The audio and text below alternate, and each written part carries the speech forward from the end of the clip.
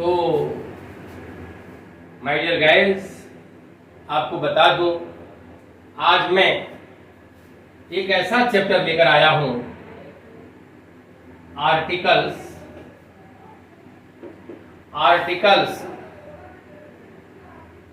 जो बड़ा ही इंपॉर्टेंट है। वह न केवल 9th एंड 10th के लिए बल्कि इंटरमीडिएट के लिए, और क्या इंटरमीडिएट के लिए, हर कंपटीशन के लिए इस चैप्टर से क्वेश्चन पूछे जाते हैं। तो माय डियर गाइस, मैं बता दूं, ये 9th, 10th, 12th, 11th, 12th और अदर कंपटीशन, आपको यह जान लीजिए, ये सभी जगह पूछे जाते हैं रिलेटेड क्वेश्चन। इसलिए बहुत प्यारा लेसन है, बहुत प्यारा चैप्टर है, आपके लिए होने वाला है। तो माय डियर गाइस, न केवल आप देखें बल्कि इसको अपनी कॉपी में नोट करें हमारे साथ। तो आइए, आर्टिकल क्या होता है बच्चों? आर्टिकल आप देखिए, ए एन और द को आर्टिकल्स कहा जाता है। आर्टिकल्स कहा जाता है। अब इसमें ए एन क्या है और द क्या है? तो ए एन को आर्टिकल्स दो प्रकार के होते हैं। एक तो होते हैं इंडेफिनिट आर्टिकल,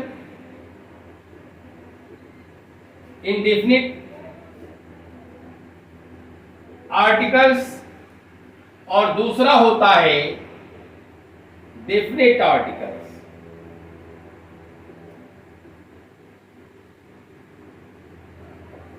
डेफिनिट आर्टिकल्स, तो माय डियर गाइस, आपको बता दूं कि इसको क्यों इंडेफिनिट कहा जाता है और एन को इंडेफिनिट क्यों कहा जाता है और द को डेफिनिट क्यों कहा जाता है, इस पर सवाल उठता है। तो बच्चों, ध्यान देना है कि जब व्यक्ति का कोई निश्चित पता ही न हो, तो ऐसी स्थिति में अनिश्चित, देखिएगा, अनिश्चितता व्यक्त करने के लिए हम ए एन का प्रयोग करते हैं। जैसे एक एग्जाम्पल हम लेते हैं, आइए हम एक एग्जाम्पल लेते हैं और आपको हम बताते हैं कि इसको क्यों कहा गया है, इंडेफिनिट क्यों कहा गया है। जैसे अ बेगर हैज कम। बच्चों, कॉन्सेप्ट आप समझो, क्यों इसको इंडेफिनिट कहा जाता है, ये कॉन्सेप्ट आपको समझना है, क्यों इसको कहा जाता है। इसका अर्थ होगा, देखिए, एक भिखारी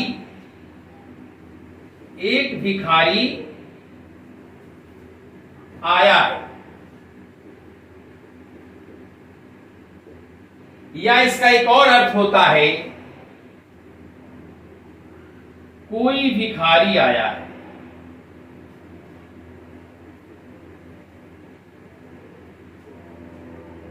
माय डियर गाइस, ये पता नहीं है कि वो भिखारी कहाँ का है, कौन है, नहीं पता है। तो इस भिखारी के लिए अनिश्चितता बनी हुई है, हम उसको जानते ही नहीं है। और जैसे ही हम उस व्यक्ति को जान जाएंगे, उस चीज को जान जाएंगे, तो डेफिनेट हो जाएगा।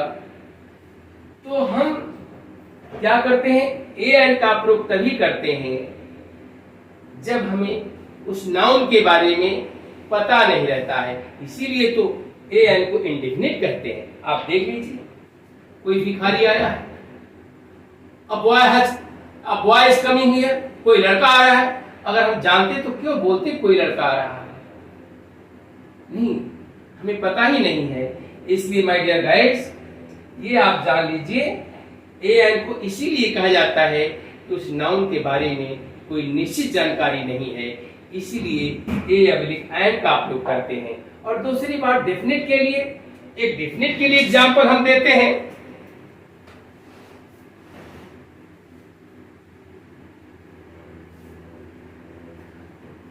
This is the house, this is the house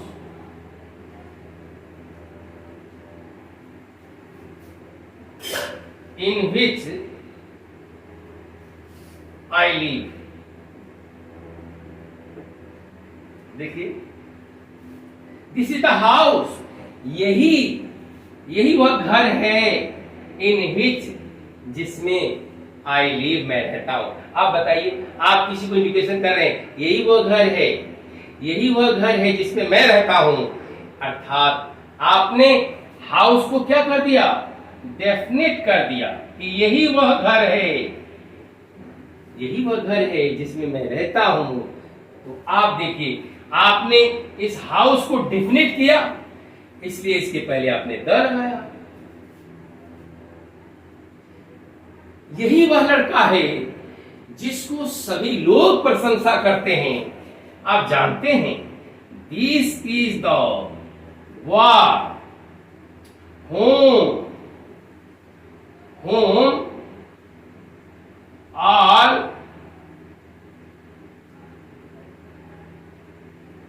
praise.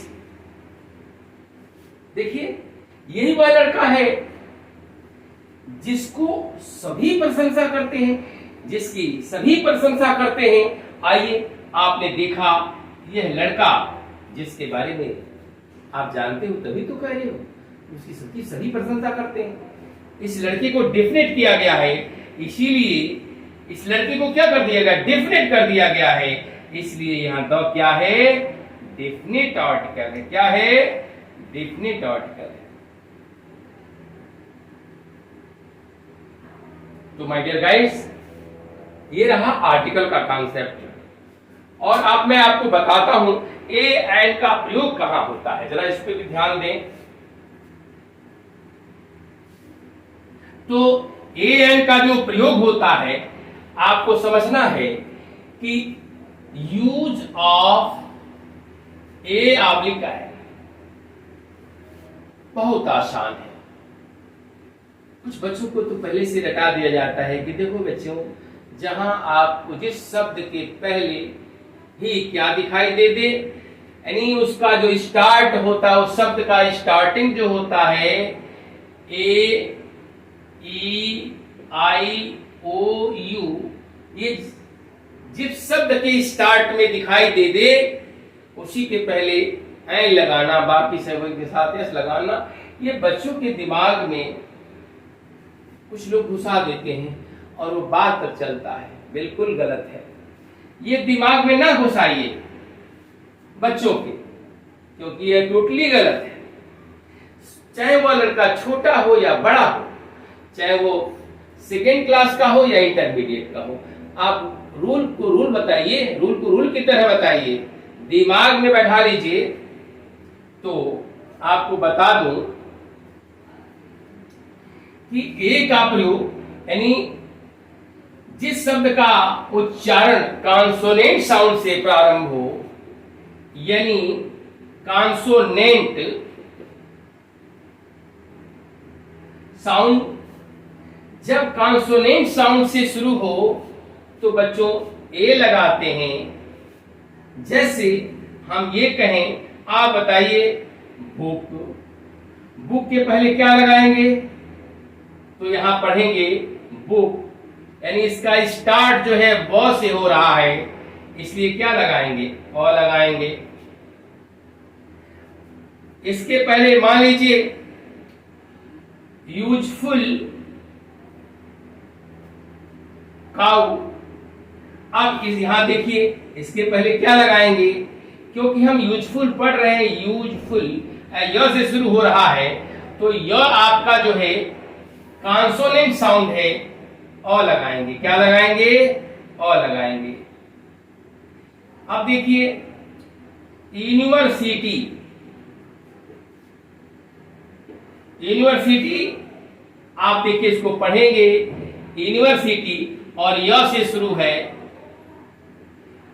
तो कॉन्सोनेंट साउंड पर आधारित है। Based on consonant sound in that condition we use a, तो क्या होगा, यहां पर अ होगा। तो यह ध्यान दीजिए, आप अल्फाबेट पे न जाइए, आप लेटर्स पे मत जाइए, साउंड पे जाइए और देखिए साउंड कॉन्सोनेंट बेस्ड है या वावेल बेस्ड है। तो अब आप देखिए एन का प्रयोग कहां होता है, तो my dear guys vowel sound पर आधारित जहां होगा, जहां वावेल साउंड पर आधारित होगा वहां एन लगाएंगे। जैसे हम ये कहें, आप देखिए ELEPHANT, बच्चों आज तक आप पढ़े हो एलिफेंट, लेकिन आप थोड़ा प्रोनाउंसिएशन सही कर लो। एलिफेंट, ANT जिस शब्द के अंत में हो उसको अंत लगा के पढ़िएगा। तो एलिफेंट आप इसको पढ़ रहे हो ना, इसका जो फर्स्ट प्रोनाउंसिएशन है वह किससे start with E, that is a. अब देखिए यहां क्या शुरू हो रहा है, एक से शुरू हो रहा है, तो इसके पहले हम क्या लगाएंगे, आयन लगाएंगे। देखिएगा अब ये देखिए ऑनेस्ट में, माय डियर गाइस अब बताइए, जो बच्चों को, जो बच्चे रट लेते हैं AEIOU, ये बच्चे रट लेते हैं। अब यहां बताइए एस से शुरू है, क्या लगाएंगे, बताइए क्या लगाएंगे। आप कहेंगे सर यहां तो एच है, यहां तो ए लगना चाहिए। नहीं, गलत है माय डियर गाइस। इसका प्रोनाउंसिएशन देखो, इसका उच्चारण देखो कैसे, किससे शुरू हो रहा है, ऑनेस्ट। आप बताइए और क्या है, स्वर है कि व्यंजन है, साउंड। तो क्या होगा, यहां पर आपका एन होगा, क्या होगा, एन होगा। ठीक है। अब देखिए होट, देखिए यहां होटल, इसको पढ़ते हैं होटल, अटल, होटल न करो, क्योंकि HOTL होटल पढ़ते हैं और इसके पहले भी एन का प्रयोग होगा।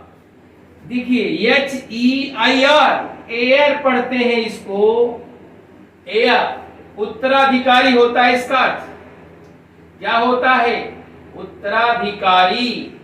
और माय डियर गाइस ये स्टार्ट विथ एच, तो एच को हियर मत पढ़िए, आप यहां एयर पढ़िए। क्या पढ़िए, और एयर क्या है, वावेल साउंड बेस्ड है, इसलिए आपको क्या लगाना होगा, एन लगाना होगा।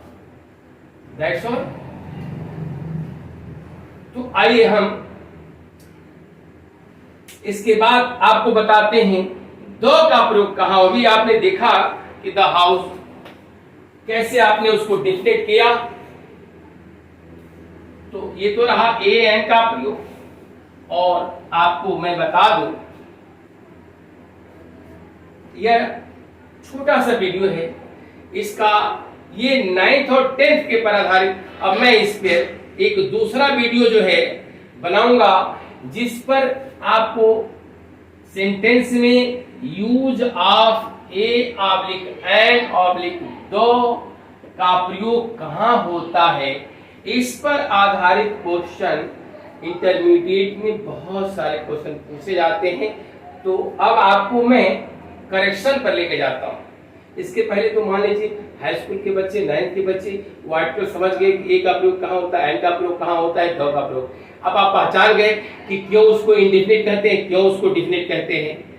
अब मैं आपको बता दूं, अब ये जो है मैं अब दूसरी वीडियो में इसको बताऊंगा कि ए का प्रयोग और एन का प्रयोग और द का प्रयोग कैसे कैसे दे करके और सेंटेंस को एरर किया जाता है और कैसे करेक्ट किया जाता है, इसको मैं अगली वीडियो में बताऊंगा। तो that's all, good night, thanks.